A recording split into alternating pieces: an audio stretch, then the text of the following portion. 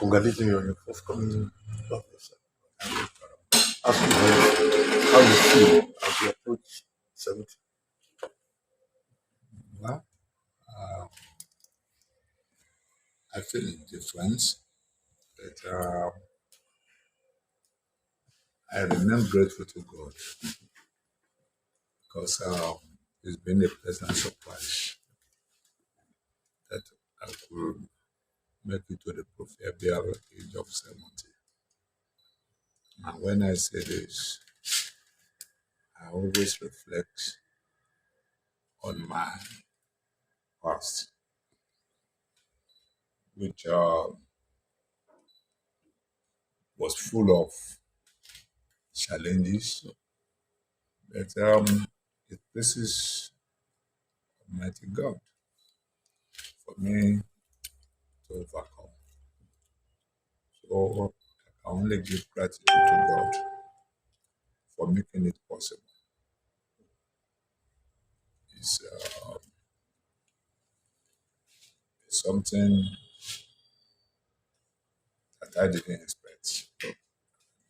That is coming.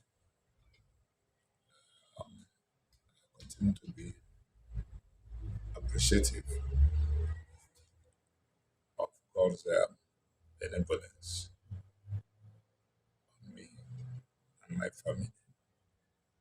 Can you tell us a bit about the lessons that life has taught you at 70?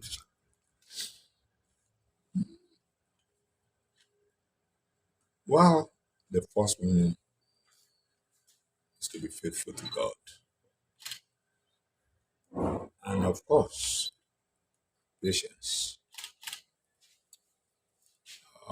Believing that once God decreed a thing, that thing will naturally come to pass. Then um, the other lesson is hard work, which of course I'm back from my parents. Though my father was lost at the age of 52 when I was just 16, and with 6 siblings from my mother alone, and others from my half brothers and sisters. I learned a lot that hope must not be lost. And if one remains faithful to God, one can actually swim through the ocean of life. So today, I remain I remain glorifying God for the various wonders He has made possible in my life, my siblings, my immediate family, my extended family, my friends, my bosses, and even my followers. It's been a wonderful experience. Then I can only remain grateful to all of them because they have contributed one way or the other to the scaling of the hurdles of life. You've had a very impressive political career, and I'm wondering how easy was it to move from one point to another, despite the fact that you mentioned hurdles here and there. That is why I talk of the benevolence of God. Some people may feel that I deserve all those things being seen, but to me, I don't see myself deserving because when I look forward and I look backward and look sideways, I discover that others born about the same time with me, having equal opportunity, will not be what I was supposed to do, not achieve what I was supposed to achieve. For example, when you talk about politics, um, I would say that during the wealthier days in the 60s, mid 60s precisely, my father's house was to be burned down. Not because he was an active politician, but because he was an ardent supporter of Obafemi Awolowo's action group then. As young as I was, when we were woken up in the dead of the night by another friend who happened to be within the NNDP. So it was opportune to hear of the plan, and he hinted my dad. So we were already asleep when we were being woken up, and then asked him to quickly move out of the house.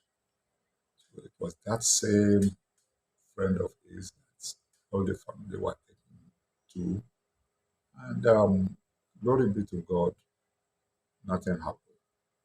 But as if to confirm that, by the time one of his Bole Kajas, the lorries, was used to convey the action group supporters to Akron for for a campaign,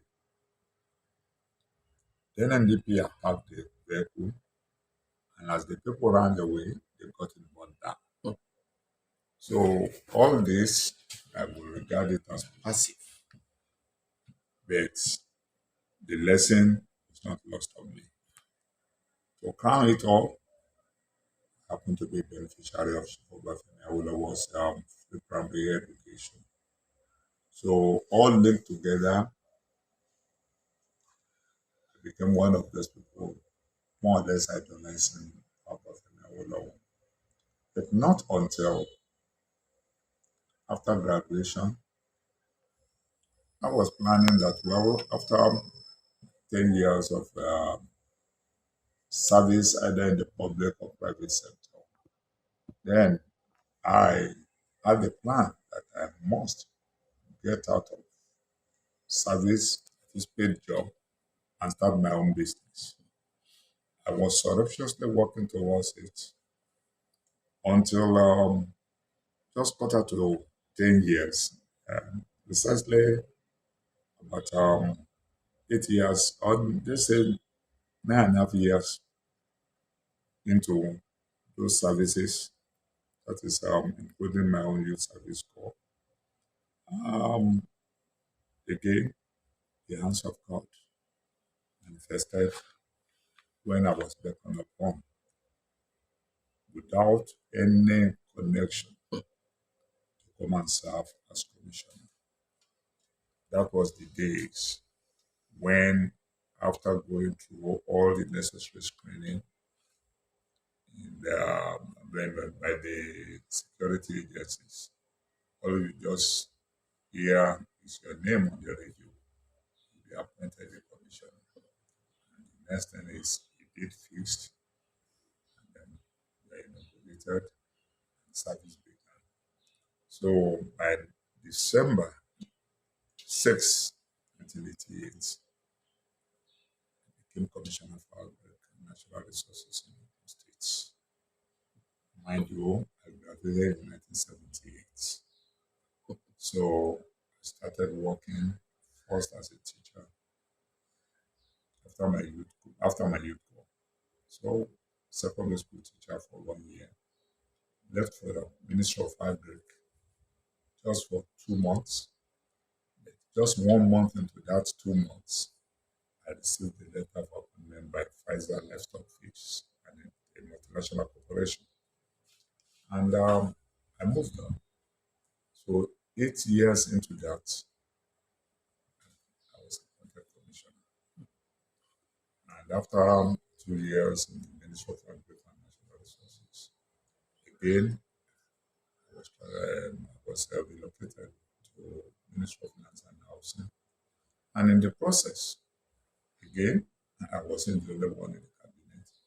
But this is the governor of the day to say that, okay, we should have alternate commissioners for all portfolios so that in case somebody is indisposed or is on an assignment, there will be somebody to oversee the ministry along with his.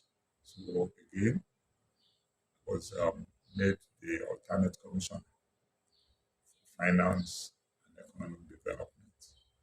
So within that brief period of 3 years, I had stints with the Ministry of Agriculture, Ministry of Lands and Housing, and of course, as alternate commissioner for finance, Ministry of Finance, and economic planning.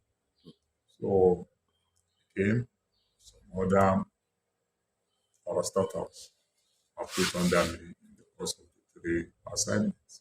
And I got exposed, and as I was minding down there, I started thinking, what next? Sincerely speaking, by the time I left as commissioner, I didn't have up to 100,000 naira. And I said, this is mine. And immediately I left, I returned to my base at Livestock Fish PLC to resume. And I was given the position of, I had risen before from technical sales representative to area sales manager and group product manager, and finally national sales manager. I was barely 1 year as a national sales manager when I was taken upon myself as commissioner. So all said and done, I returned as business development manager for the company. And to wrap it up, after I've gone through some other things, including being a deputy governor, um, those I left behind because I resigned 3 months into my being, 3 weeks into my being business development manager. So those I left behind, they ran down the place. And one of my friends, one of my, he happened to be my senior in school, but he was my direct report, was beckoned upon to come and do the repair. And he became scared, only for him to come down to the boy here, met me on the farm, and threw at my face the challenges. Then I encourage him. This is a good challenge. The company is now below the ground zero. So bring it to ground zero first. You must have achieved something. And if you're able to lift it a little bit beyond ground zero, and the whole world will salute you. He said, if I knew what was there, I wouldn't say what I was saying. Eventually, I encouraged him. He brought the files, showed me a lot of documents. I still insisted he must meet up with the challenges. And the condition he gave was that I must come to be of assistance to him. But they have no farthing, no kobo to pay for any services to be rendered. He said, well, my farm is already established. It will be out of place if I help my friend. A friend indeed is a friend. I mean, if a friend in need is a friend indeed. So I told Mr. Suleiman about then, his soul rest in peace, that for their head, he was apprehensive, asking me to let him go and discuss with the then chairman of the company. I'm getting to the chairman because of the past events and everything. The chairman said, are you sure Gbenga Kaka would like to come to assist you? And they reaffirmed that if he wasn't sure, he would say so. So eventually, he invited me for a lunch. And at the hotel there, they brought the letter out appointing me as non-executive director. That was how God again smiled on me. One of the banks that became the receivership was company was all bankrupt, totally bankrupt. One of the bank happened to be FCMB. I will remain ever grateful to whatever should be because by the time I came back, I started wondering from where do I start? Then I think about 1.4 billion was being owed when money was money. Then something told me, why don't you get in touch with us? I called Otumba, told him that, Otumba, I need to come and see you. He said, Aburo, how are you feeling? What are you doing now? I said, well, I'm just into poultry, insurance business, merchandising, and cement and some other things. He said, well, you want to come and see me? Okay, can you make it on Thursday evening? So I drove to their body and I told him, this is my company. That should we fail to bring that company back to life, there will be no opportunity for us to record the company as a place I had worked because it won't be in existence any longer. It will appear as if one is lying or all the mess that is going on right now in the society, whereby people commit perjury with relatives. And the man said, okay, I'm no longer active within the FCMB. But so suppose mention the name, happened to be the operation director. That was precisely one Mr. Yakuro. And he called him on the phone. Hi, Mr. Yakuro. I have with me former deputy governor of the state.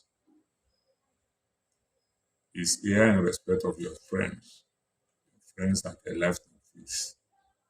Both of them laughed. And he said he was ready to be of assistance and he wants cooperation from us. Can you give him an appointment to come and meet you in Lagos? He gave me the appointment. And I said, Otumba, help me tell him that I will be coming with his other friends.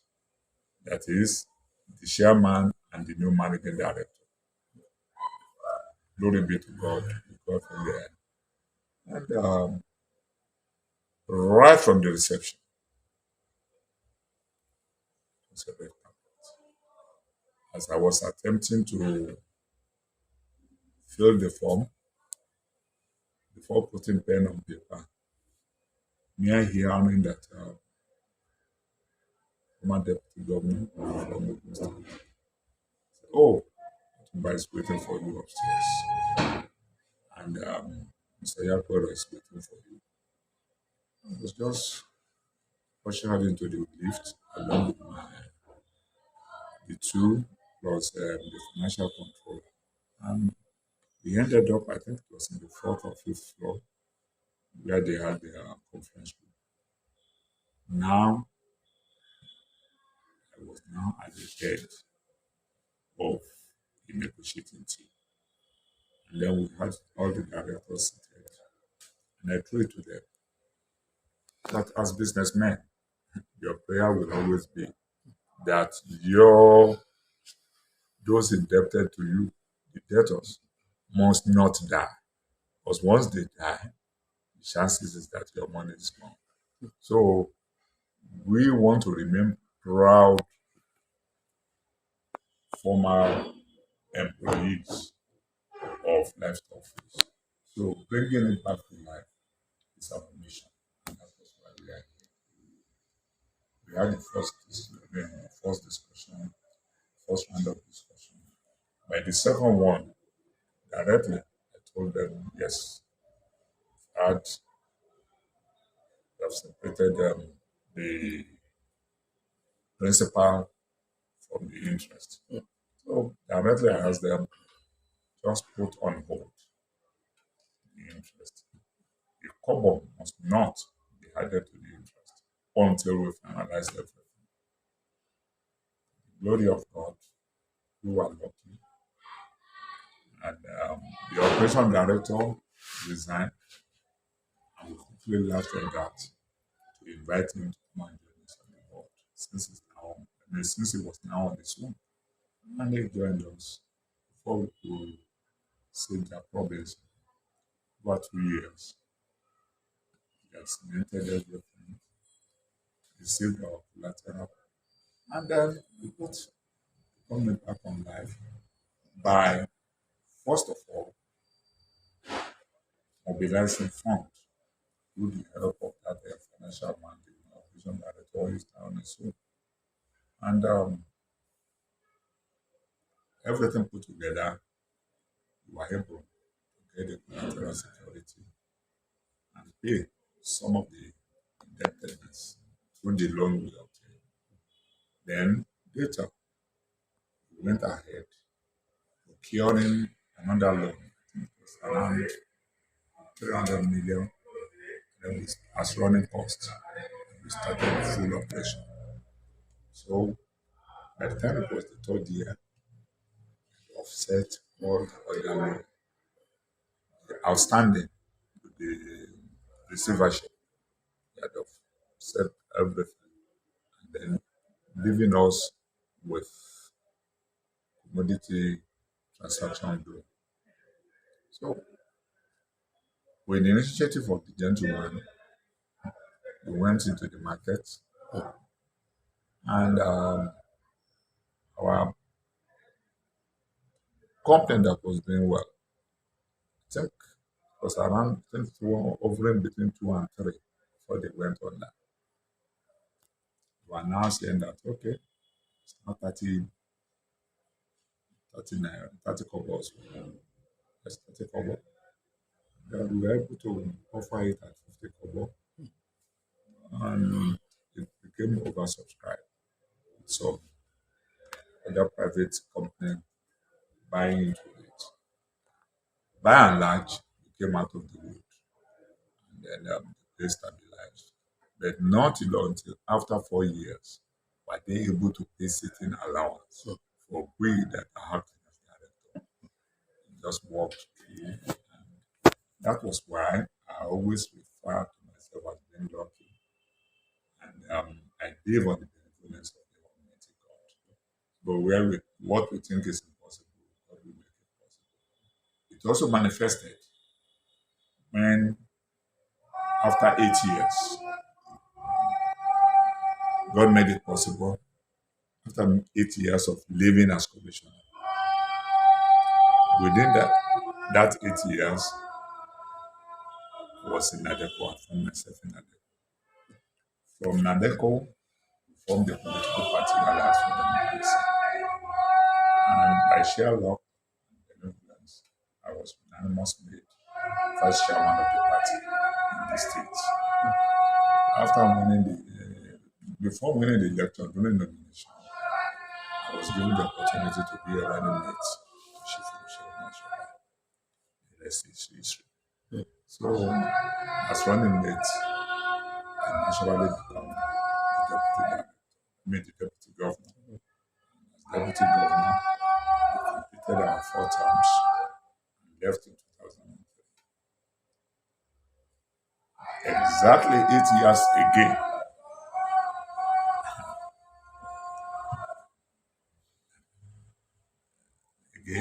benevolence came into play, and I became senator for the Federal Republic of Nigeria.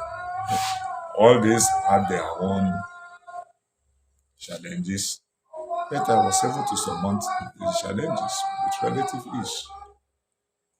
When hope was almost lost, miraculously, God issued His mercy and then beam His light of success upon me.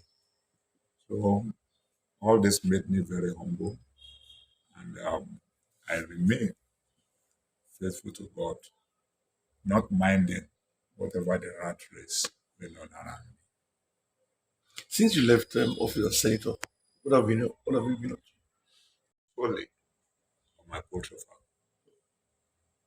And glory be to God, I planted in such a way that it was a medium scale, if not small scale, poultry farm of just about 20,000 birds.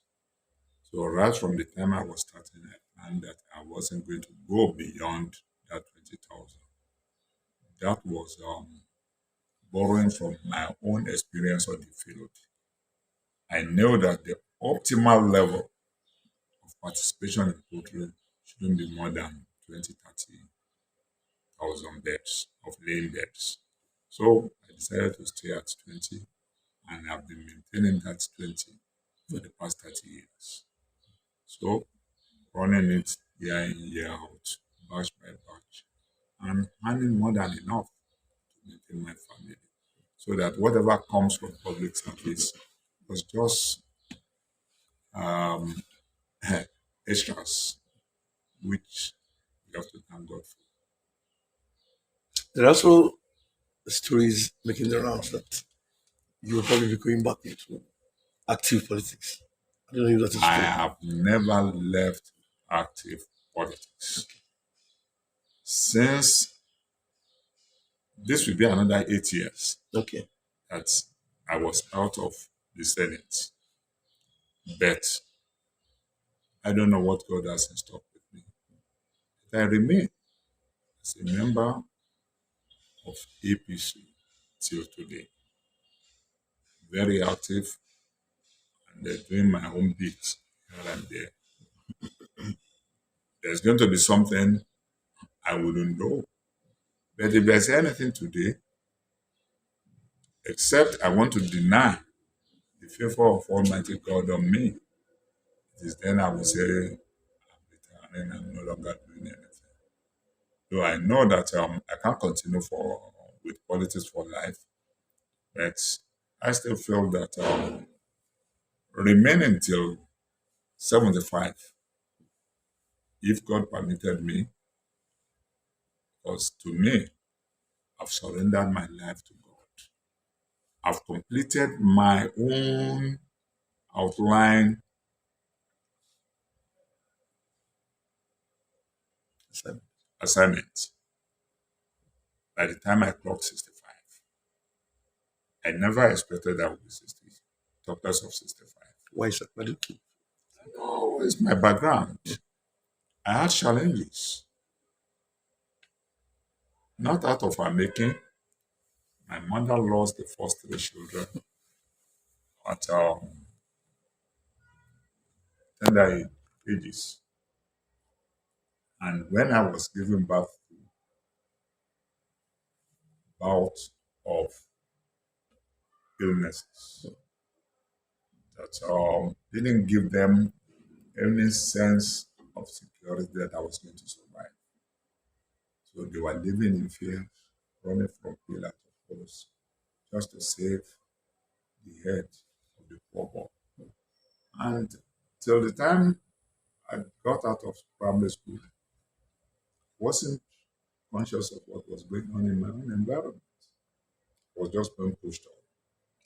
So I had that to the extent that being pushed on trial, promotion on trial, my father had to put down his feet that I wasn't going on trial this time around to primary six. So I was made to repeat primary five. Then by the time I got to primary six, some of my mates naturally were in form two, going to form two, some getting to form one. My father put another obstacle. I must finish the Holy Quran before entering secondary school. And again, as obedient servant, I had to change my malam to another new one. And the thing worked. By the time I will be spending just about 9 months, I was able to finish the Quran and pass the common entrance examination into three secondary schools. And the issue of choice came. First, my father wanted me to go to music college. His friend wanted me to be at music college as a teacher. But most of my primary school mates were either in Form 3 or Form 4 in Moses College. So it became a horrible thing for me to go there and being punished from time to time by my mates. But in the same finite mercy, God ministered unto me. And I realized that while we go to the field to watch football at Moses, we stray sometimes to their pickery. Looking at the pickery, we are told that on the special days they do kill pigs. So we eat pork and everything. So something just made me to go to my dad. I was emboldened. Dad, what's happening? You made it mandatory for me for nearly 3 years to understudy the Quran. Now that I've finished the Quran, you want me to go to Mulusi College and be partaking in the delicacy of a pork. Just used backhand to slap me. Said, Bara da son, you're a liar. Okay, I left. 3 days after, he came back to me. He called me and said, okay, you can now go to Muslim college in the body because I've confirmed that they do eat pork in Muslim college. That was how I was saved. When I got to Muslim college, the only person that we were in primary 5 together, he bears the same name, a cousin of mine, was already in Form 4 when I was entering Form 1. That wasn't too much of a problem. He was the only one. Only one. So the rest, I call them senior with relative ease. But today, many of them differ to me. When they discovered that I was only smallish, the age is like the calendar. That's for a day. So that was some of the challenges. Other challenges were along the way, and as I met them along the way, God provided me with the wisdom, knowledge to overcome them. So, with the Quran forming the background, I learned some chapters in memory, committed to memory, and the selected chapters that I did served as a guide to me. For any challenges, I know that, okay, so and so, will definitely see me through. And most often I got through. Is it also true that there's a lot of pressure on you to contest for the Senate in Ogun East? Now, Yes, sir. what? I don't know what to call pressure, but definitely there are people reaching out to me, even for governorship. Some felt that, yes, even for presidency. I featured on Rock City FM about 3 days ago or 2 days ago. And after finishing with it, on the Facebook, in the comment of some people, they were actually saying that I should run for presidency of the Federal Republic of Nigeria. Then I laughed at them. I even taunted them and said, well, no problem. With 100 plus million, I'm available. And I told them, well, I won't run away.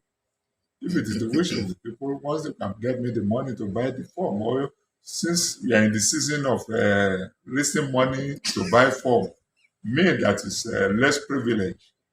If I can have people to raise the fund for me, what is stopping me? I will make myself available. So, if anybody says pressure, well, they are not far from the truth. But where I am today, I'm contented with what God has done in my life. Do you feel fulfilled, sir? Sure, I've repeated it often here that I feel fulfilled. I've, I felt accomplished at 65, and I felt that the chosen assignment for myself had fulfilled it.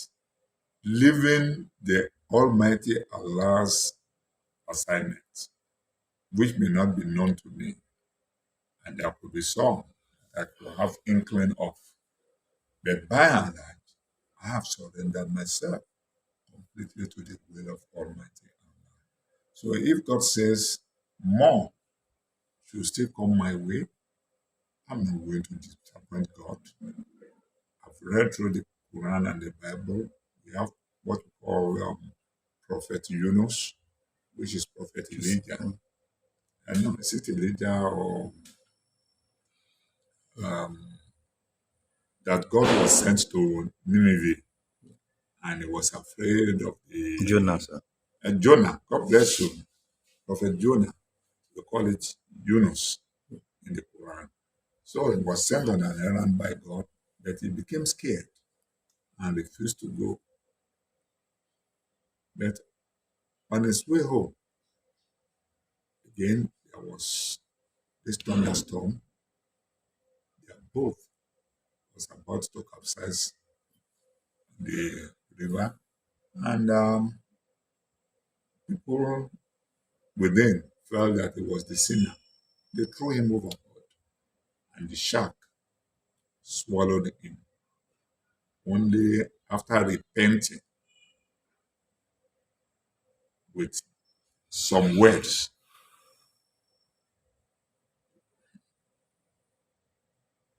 from the Quran that God commanded the shark to go and vomit him onto the shore. And he found himself where he refused that he wouldn't go. He was to later deliver the message sent by God after he had repented. So I don't want mine to be that. If there's opportunity, if there's any sign that's from God or conviction that my contribution will be of benefit to people of my state, of my local government, of myself, without any regret whatsoever, to be a welcome opportunity. And if not, Alhamdulillah, where God has seen me to. What's the relationship with the current leadership of your area in terms of um, Very cordial. okay, From my ward to the state, to the local government to the state, to even the national level. I'm like water. I have no enemy. So, though I have people with that characteristic behavior, but God has given me the wisdom to manage them. I learned early in life to manage both my subordinates and my superior. With my contentment, I go without any struggle at all how about with those who anybody. came after you in the central ladder after you left? Yeah, What has been your relationship with the it's been cordial. Like I said, there's no boundary except those who decided not to flow with me for reason best known to them. I won't take any offense. I won't regard them as my enemy. I still discharge my obligation towards them, greet them when the opportunity presents itself, chat with them, then I move on with my own life. But conscious of the fact that what many are doing, once I know and have the conviction that it's just not the right thing, I try as much as possible to distance myself. Just as I won't take alcohol, I will not dissuade anybody except the jocular way or in admonition manner, saying that it's not good for you, don't take it. And if you insist you want to take it, I leave you and your God. with the challenges you are posing for yourself. So I won't the first detour on religion. Um, we have just like any other Yoruba home, we have a mixture, Christian and Muslim in my own family, and that hasn't stopped me from forging ahead. You will see that the prayer has just been called, before the prayer has been made. I'm a mosque here, but within my household, I have those that are Christian. You have those who voluntarily converted to Islam out of their own volition. Even I've had a PhD holder who worked with me and got converted into Islam out of the way I conducted myself. So such is life. As we move close to 2023, where do you belong in all of the schemes going on, the different factions or groups and everything? I'm belonging to all. I belong to everything because I listen to AB's said and then I laugh all of them off. So all I know is that at the appropriate time, at the decision hour, I will take my decision. Thank God, I mean, a little bit independent minded. So when you do this and that and everything, and I realized that just as in the real life, in the real ecosystem, as you have the monkey jumping from one tree to the other, you have the lion hunting other animals, you have the plant, everything doing their thing, those who are growing tall and short and everything. So everything in a beautiful way, both the flora and the fauna, everything going on the right way. But after they might have done their bit, just as we talk about it nínú ìgbàgbó ni màrìwò ṣẹ̀ṣọ́, màrìwò tó ṣẹ̀ṣọ́ nínú ìgbàgbó náà ń bọ̀ wá di ìgbàgbó. So at the end of the day, those animals will drop dead one day. As a scientist, a biology expert, so to say, because I'm an animal scientist, I discovered that the food chain is just there. The lion will do a some bit, kill some animals, then he or herself will die, that animal will die, and by the time they all drop dead, including the monkey that is jumping here and there, you find the vulture coming down to feast on them. In case of eagle, my chicken, they will pick on my chicken if they stray into their territory. They will feast on them with relative ease. But the remnants, you have the vulture and other birds and animals feeding on them. On top of it all, both the plants, the animals, will have the decomposer, the bacteria, the viruses, feasting on them eventually. So that the mandate of Almighty God that you are birds from the half, and to the half shall return. So once you realize that, you will make too less force as you sojourn through life. And that has been my guiding principle. We talk of security, careless, because I didn't have to plan to hurt anybody. So there's no reason why anybody should attempt to hurt me. I'm not owing anybody, neither those who are owing me. If they don't want to pay, good luck. I leave you with your God. So I forge ahead with my life, and as a result, I enjoy my peace. The same training I pass on to my children, to my siblings, and they're all doing very fine. So I'm satisfied with their life. So no complaint whatsoever. Sir, I was going to ask, what's your advice to the party leaders in terms of how be to get the system, right in terms of choices? Yeah, because some people are already saying that, looking at what is happening in the states and at the national level, that we are headed for crisis. Is going to if it is true that we are headed for crisis, it will naturally be a man-made crisis. With our creation, we are all aware that we are all descendants of Adam and Eve. And from Adam and Eve, we have the procreation that later formed the population we have. But before Adam and Eve, there are creations that are in existence. The angels were in existence. And without any doubt, we have different plants for various purposes. And that was why we were told that Adam was specifically taken to a particular date palm and instructed not to taste it. Naturally, it predates the existence of Adam.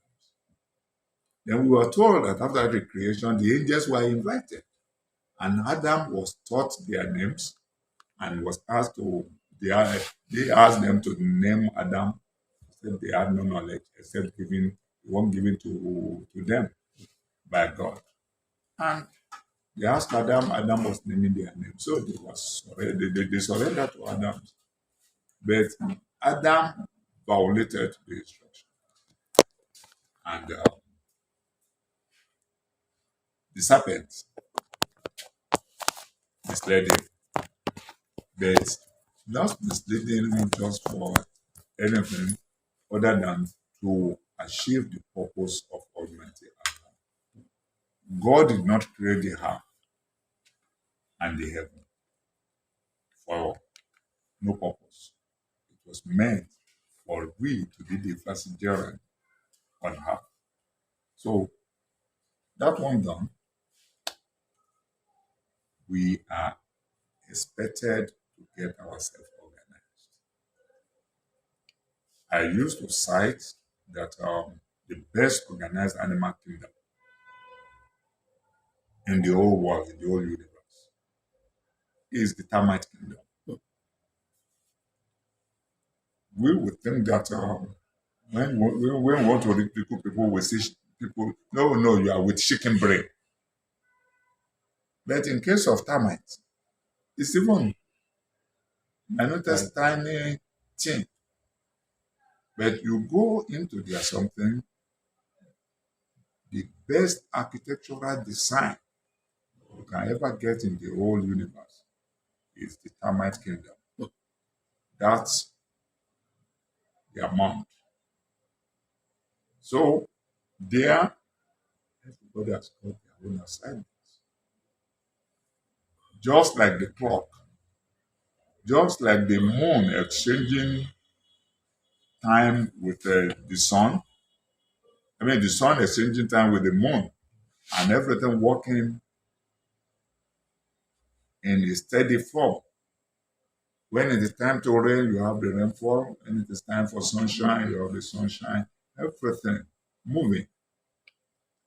So also have the workers, soldier hands. You have the workers doing their thing, supplying the materials for building the mount, supplying food for the queen, the soldiers, and they themselves. You see them lining the route, carrying tiny, tiny food to that destination.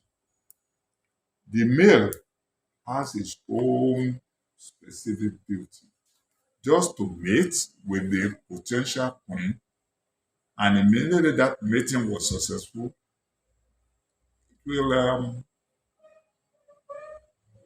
throw off the wings and die naturally. He has completed his own assignment. Then the soldiers will now carry the queen down to a secured position, provided security around him. That one will eat and become so fat so that every hour is churning out millions of the soldier hands. So that is why it is difficult to eliminate the soldier hands.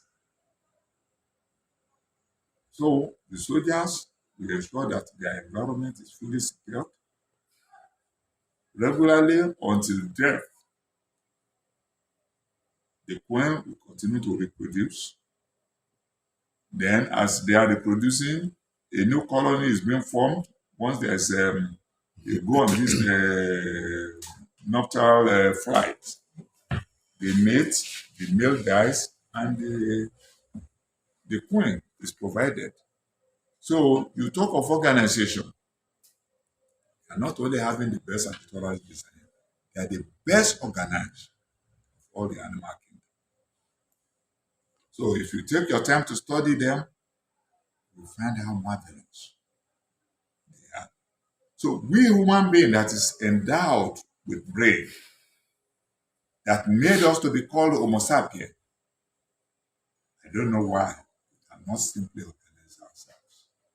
Part of the attempt to organize ourselves is the Constitution. We fashion out by ourselves, for ourselves. And we will be the same set of people to start violating. As if that was not enough, at the party level, we make the manifesto. We will flout it.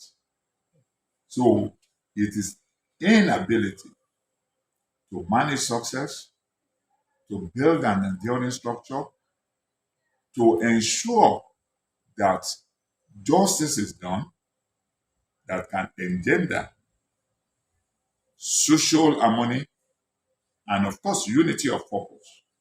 Then, failure to do that, we move towards anarchy. So you take it as a continuum, complete follow up of what we have put down, and again, complete neglect. That is, you have between anarchy and peaceful coexistence. So you don't have peace, you don't have unity, except there is justice. So justice is what is absent.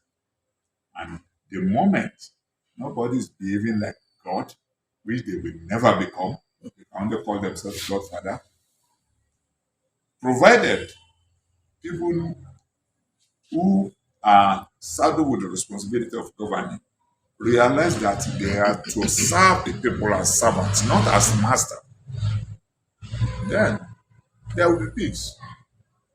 But by the time I think that, okay, getting into a position, only my family and my friends will be the beneficiary of my activities, that is invitation to chaos. But sir, there's so much crisis within the two leading parties. That is what leading to the crisis. That is what is leading to the crisis.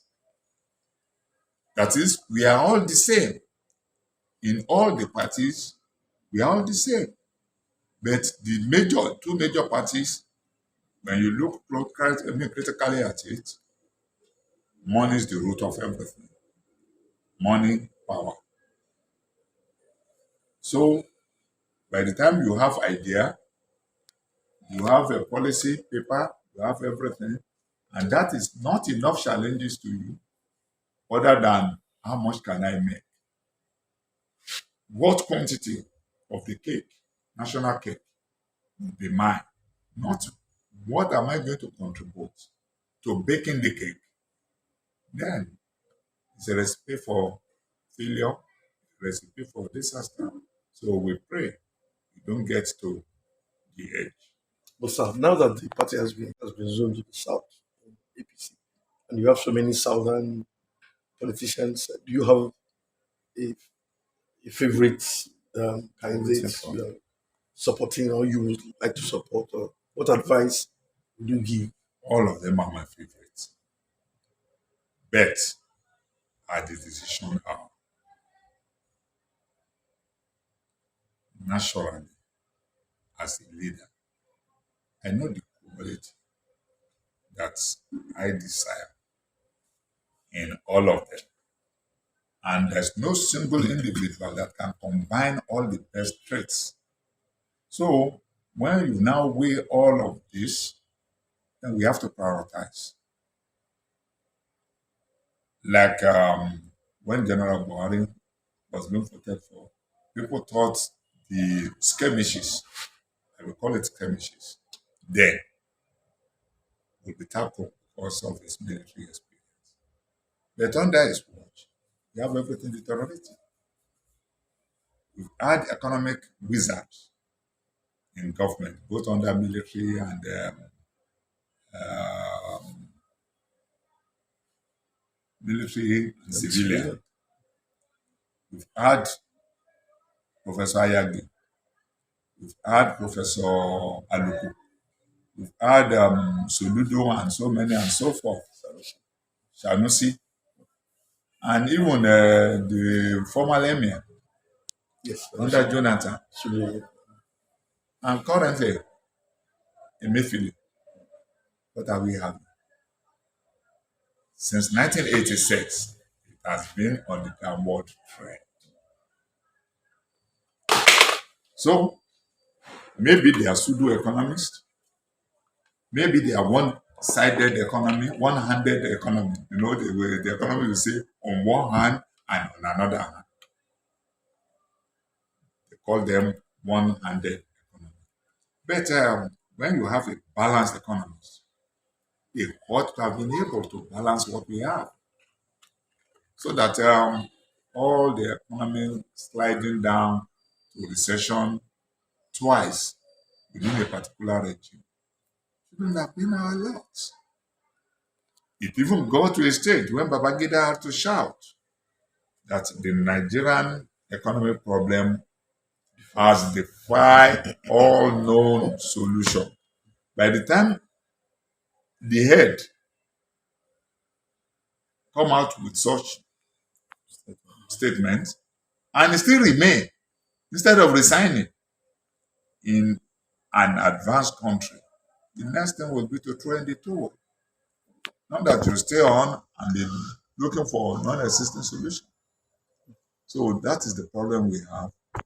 The moment we realize it and we prioritize what our stake is, right now we need to go back to this. Yes, technology, global economy, this and that, good, high sounding. But those who are doing well at that level, they started from the basal level. Make education a cornerstone. Ensure that agriculture that will serve the needed inputs for industrialization, that will provide the means of livelihood, living. Because without food, you cannot even work.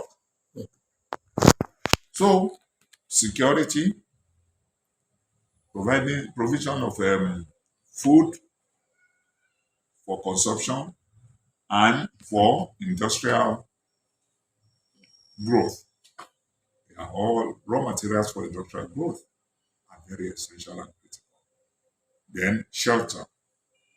Let the average man on the street have somewhere to put their head after the day's work.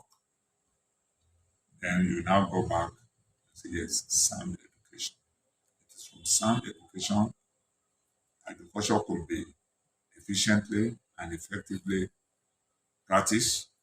It is from sound education that our health will be assured so that we have good health to do what is expected of us. It is from sound education that you have technology, innovative technology, development, and sustenance. It is from education You learn of management system, organizing the structure, controlling, monitoring, and where need be, have a feedback and make amend as you move on. But without education, you will just be making simple harmonic motion on the same spot without all motion and no movement. So, and that is what is our lot as we are here now.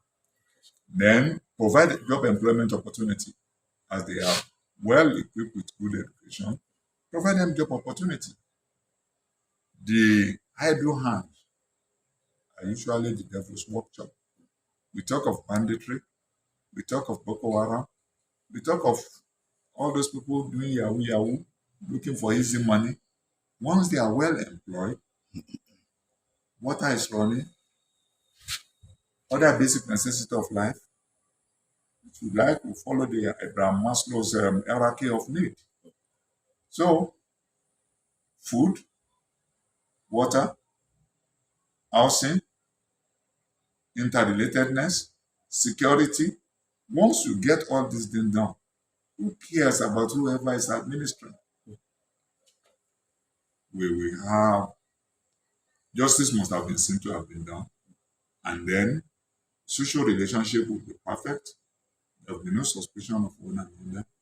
Then you sweat and you hand whatever your sweat hand. So life continues. That's Any, what we need to any do. regrets in life? Pardon? Any regrets? That's 70. Any regrets?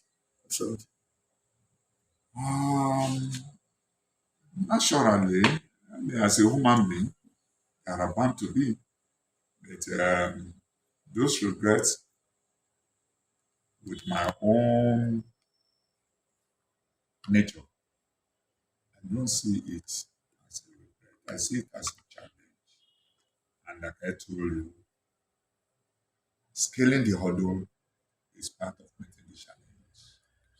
So, wọ́n ní ó sọ pé o mọ́, o ò jẹ̀yà olóòmọ́, ta ni tíṣà tó kọ́ ẹ?